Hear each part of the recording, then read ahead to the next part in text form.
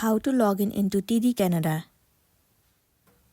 The very first thing you want to make sure that the application TD Canada is already installed on a device. If not, head over to your App Store and then install it. Once you have got the application on your device, the next thing you want to do is simply open the app. Wait for a while for it to load. It will be landing you on this homepage. Now tap on Login at the bottom of the screen. Tap on Accept All. Once again, wait for a while for it to load. So you will be landing on the page where you will be able to log into a specific account. In order to do so, firstly enter the username or the access card of your account, and then enter the password that you have created before.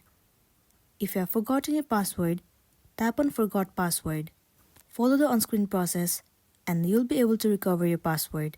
Once you have recovered, enter it in this section and then tap on Login. Once you click on Login, you will be successfully logged in to your TD Canada account, and then you'll be good to go. So that's all for today, and this is simply how you can log in into your TD Canada account. Make sure to smash the like button and consider subscribing if you found this video helpful. We'll see you in the next one.